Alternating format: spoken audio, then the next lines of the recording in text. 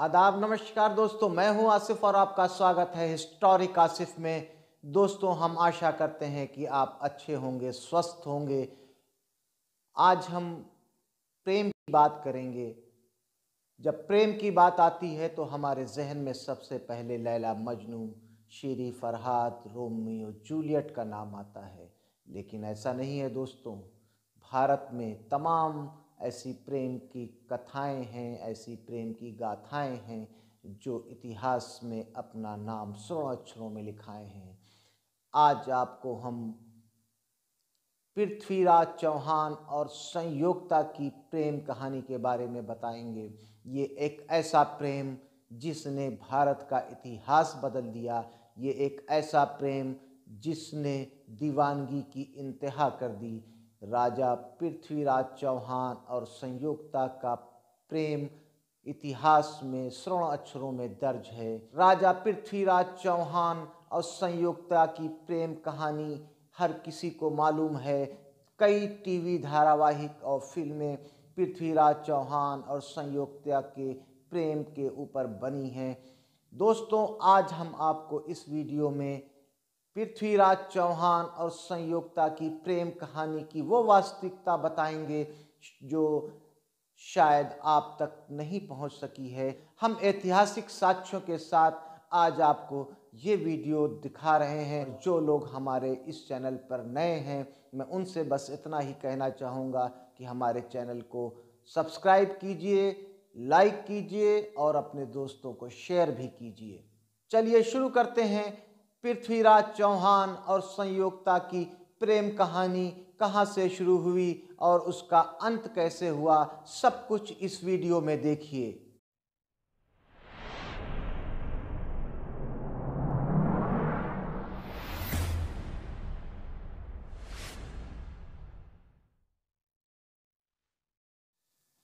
पृथ्वीराज चौहान और संयोक्ता की प्रेम कहानी राजस्थान के इतिहास में स्वर्ण अक्षरों में अंकित है।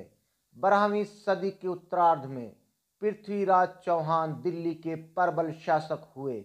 वहीं संयोक्ता कन्नौज के राजा जयचंद की बेटी थी। दोनों के बीच अटूट प्यार था, लेकिन जयचंद पृथ्वीराज के गौरव और उनकी आन से ईर्ष्या रखता था, इसलिए अपनी बेटी की शादी उनसे करने के पक्ष में नहीं था।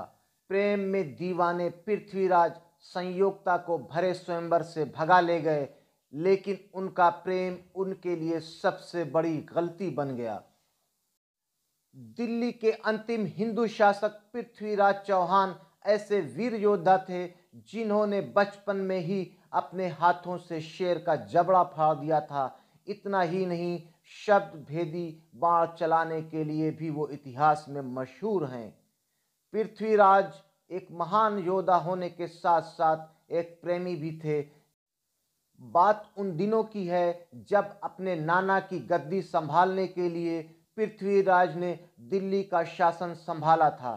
दरअसल दिल्ली के पूर्व शासक अनंगपाल का कोई पुत्र नहीं था, इसलिए उन्होंने अपने दामाद और अजमेर के महाराज सोमेश्वर चौहान से ये अनुरोध किया कि वो अपने पुत्र पृथ्वीराज को दिल्ली की सत्ता संभालने दें। सोमेश्वर चौहान ने इस अनुरोध को स्वीकार कर लिया और पृथ्वीराज दिल्ली के शासक बन गए। इसी दौरान कन्नौज में चित्रकार पन्ना राय बड़े बड़े राजा महाराजाओं का चित्र लेकर आया।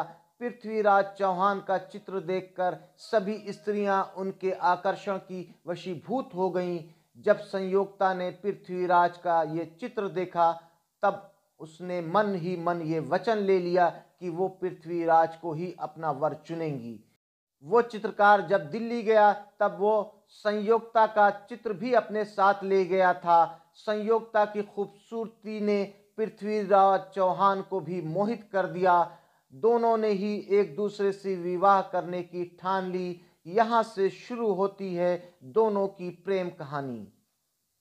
दोस्तों, इसी बीच कन्नौज के राजा जयचंद ने अपनी पुत्री संयोक्ता के लिए स्वयंवर की घोषणा कर दी।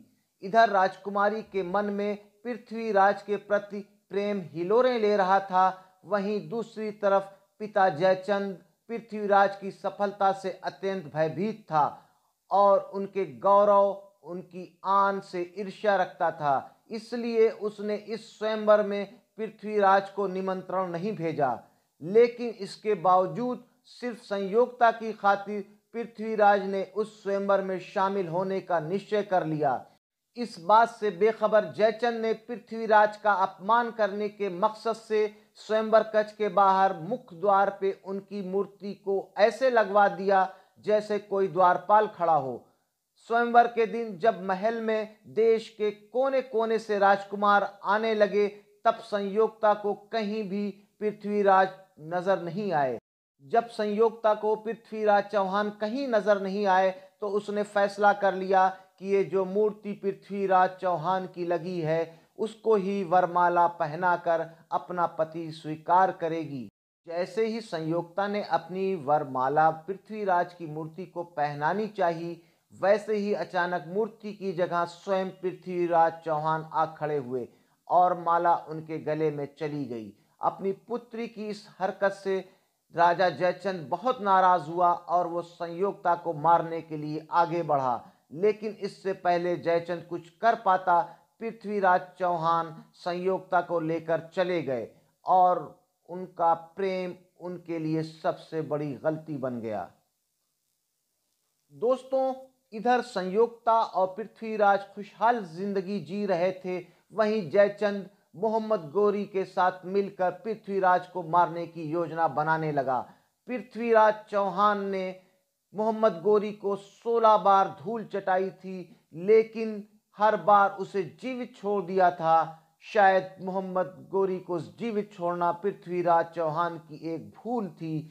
गोरी ने अपनी हार का और जयचंद ने अपने अपमान का बदला लेने के लिए एक दूसरे से हाथ मिला लिया। जयचंद ने अपना सैन्य बल मोहम्मद गोरी को सौंप दिया, जिसके फलस्वरूप युद्ध में पृथ्वीराज चौहान की हार हुई और पृथ्वीराज चौहान को बंधक बना लिया गया। दोस्तों, जैसी कि परंपरा थी उस समय की, युद्ध बंदियों को तमाम तरह की यातनाएं दी जाती थी। मोहम्मद गोरी ने पृथ्वीराज चौहान की आंखों को गर्म सलाखों से जला दिया और कई अमानवीय यातनाएं भी दी। मोहम्मद गोरी ने पृथ्वीराज चौहान को मारने का फैसला कर लिया। इससे पहले कि मोहम्मद गोरी पृथ्वीराज को मार डालता, पृथ्वीराज के करीबी दोस्त और राजकवि चंदबरदाई ने गोरी को पृथ्वीराज की एक खूबी बताई। दरअसल पृथ्वीराज चौहान आवाज पर तीर चलाने में माहिर थे। ये आवाज सुनकर तीर चला सकते थे। ये बात मोहम्मद गोरी ने सुना तो वो रोमांचित हो गया और इस कला का उसने प्रदर्शन करने का आदेश दिया। इसके साथ ही भरी महफिल में चंदबरदाई ने एक दोहे द्वारा पृथ्वीराज को मोहम्मद गोरी के बैठने के स्थान का संकेत दिया।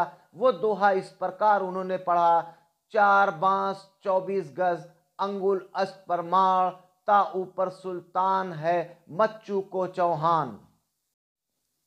पृथ्वीराज चौहान चंदबरदाई के इशारे को समझ गए और उसी के आधार पे एक ऐसा अचूक तीर चलाया जिसने मोहम्मद गोरी की जान ले ली।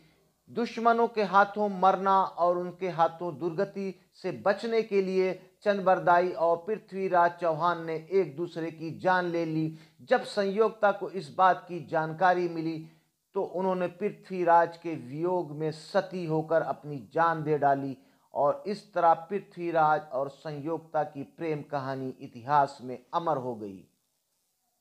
दोस्तों, हमने आज आपको पृथ्वीराज चौहान और संयोगता के बारे में बताया, उनके प्रेम के बारे में बताया। वो वीर योद्धा पृथ्वीराज चौहान जिसने मोहम्मद गोरी को 16 बार बुरी तरह परास्त किया, जिसने मोहम्मद गोरी का पैर भारत में नहीं जमने दिया, लेकिन एक षड्यंत्र, एक साजिश और एक प्रतिशोध की आग ने पृथ्वीराज चौहान को परास्त किया। 16 बार मोहम्मद गोरी को हराने वाला पृथ्वीराज चौहान वीर योद्धा अपने ही लोगों से हार गया, युद्ध में परास्त हुआ और बंदी बनाया गया और अंत में उसकी मृत्यु हुई। इन सब के पीछे उसका प्रेम था। पृथ्वीराज चौहान भारत के अंतिम हिंदू शासक हुए। उसके बाद से मोहम्मद गोरी के गुलाम कुतुबुद्दीन ऐबक ने दिल्ली में गुलाम वंश की स्थापना किया और इस प्रकार दिल्ली से हिंदू हुकूमत का अंत हुआ और एक नए युग की शुरुआत हुई। लेकिन उसके पीछे जो वजह थी वो था प्रेम और प्रतिशोध।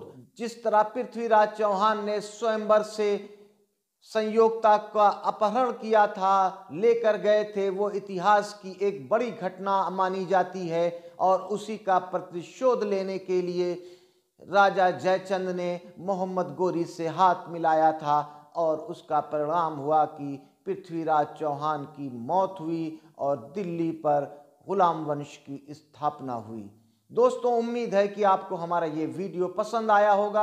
अगर आपको हमारा ये वीडियो पसंद आया है तो हमारे चैनल को लाइक कीजिएगा, सब्सक्राइब कीजिएगा और देखते रहिए हिस्टोरी काशिफ। हम आपके लिए इसी तरह की नई नई जानकारियों के साथ आते हैं। फिर मिलते हैं किसी नए स्थान पे कुछ नई जानकारियों के साथ। तब तक के लिए इजाजत दीजिए आसिफ को। जय हिंद, जय भारत।